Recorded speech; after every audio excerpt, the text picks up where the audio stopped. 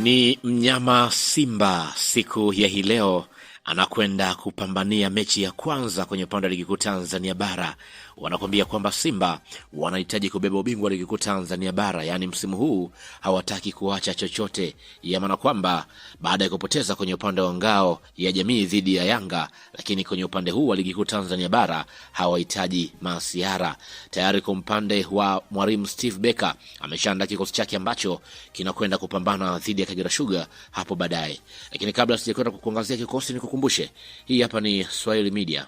Kama bado hujaweza kusubscribe, basi nikukumbushe tu kwamba subscribe ili tuwe pamoja siku zote. Naitwa Chicha Rito, karibu tuweze kuangazia kikosi hapa.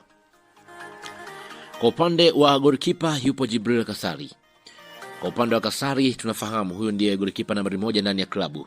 Ni kipa ambaye anahitaji kutumia utulivu na uwezo wa kusoma mchezo, lakini pia kuwasiliana na mabeki kuhakikisha Simba haipati pressure mapema.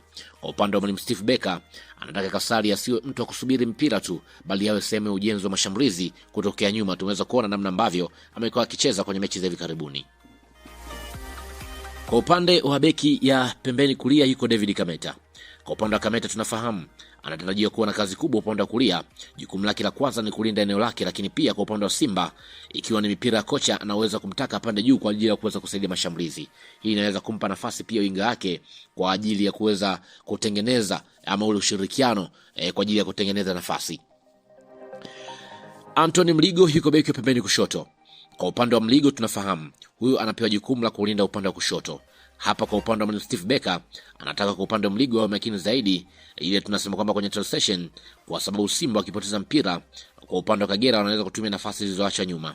Mligo anatakiwa kuwa na nidhamu ya nafasi, lakini pia awe tayari kusogea mbele wakati Simba inatawala mchezo. Kwa upande wa mabeki wa katikati yupo Ismail Ture. Kwa upande wa Ture tunafahamu huyu ni mmoja wa wachezaji ambao wanaweza kuwa muhimu katika kujenga safu ya ulinzi. Ana nguvu, lakini pia ana uwezo kucheza vizuri kwenye mipira juu, lakini pia kwa kukabiliana na washambuliaji wa Kagera Sugar. Kwa upande wa kocha atakuwa akimhitaji zaidi kuwa na utulivu kulingana na namna ambavyo mechi inakwenda. Lakini pia Rashid Drak atasaidiana pamoja na Ismail Ture kwenye eneo hilo. Kwa upande wa Rashid tunafahamu yeye amekuwa ni nguzo kwenye upande wa safu ya ulinzi, namna ambavyo amekuwa anacheza na uzoefu mkubwa, lakini pia anaweza kucheza ile tunasema kwamba kwa ajili ya kutulia zaidi. Kwa upande wa kocha atakuwa akimhitaji zaidi ule uzoefu wake ambao amekuwa mara zote. Kwenye upande wa viungo katikati yupo Yusuf Kagoma, kiungo cha chini. Kwa upande wa Kagoma tunafahamu ndiye na kiungo ambaye anahitajika kuhakikisha Simba inapata uwiano katikati ya ulinzi, lakini pia anaweza kukaba, kushinda mipira, lakini pia na kusogeza timu. Kwa upande wa kocha atakuwa akimhitaji zaidi awe karibu pamoja na kiungo ambaye anacheza naye kwenye eneo hilo ambaye ni Ibrahim Jabal. Kwa upande wa Jabal tunafahamu anaweza kuwa mchezaji ambaye amekuwa na uzoefu wa hali ya juu, namna ambavyo amekuwa anacheza pasi zake, namna ambavyo amekuwa anakaba. Kwa upande wa Simba tunaweza tukasema kwamba msimu huu wamepata kiungo ambaye walikuwa wanamhitaji siku zote.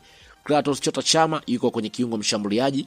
Tunafahamu huyu ndiye ambaye atakuwa ni mbunifu kwenye upande wa kikosi. Chama na uwezo wa kuona nafasi ambazo wengine hawaoni, lakini pia anaweza kutoa pasi za mwisho, lakini pia kupiga mipira iliyokufa, lakini pia na kucheza kwa usahihi zaidi kwenye eneo hilo.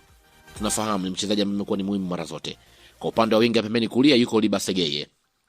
Kwa upande wa Geye tunafahamu huyu ndiye silaha kubwa, ana kasi, lakini pia ana uwezo wa kukimbia na mpira, ana uwezo wa kumkabili beki.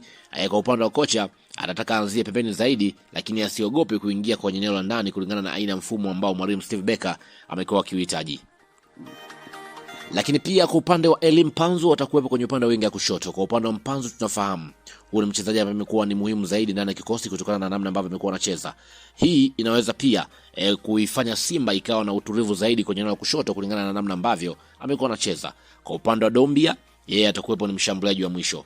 Hii ndio mechi ambayo wanasema kwamba kwa upande wa Simba inakwenda kumtambulisha vilivyo mshambuliaji huyu. Wengi wamezungumza mambo mengi, lakini kwa upande wa mwalimu Steve Becker anasema kwamba huyu ni mshambuliaji ambaye atakwenda kuonyesha kitu kikubwa kulingana na kile ambacho amekuwa akikionyesha.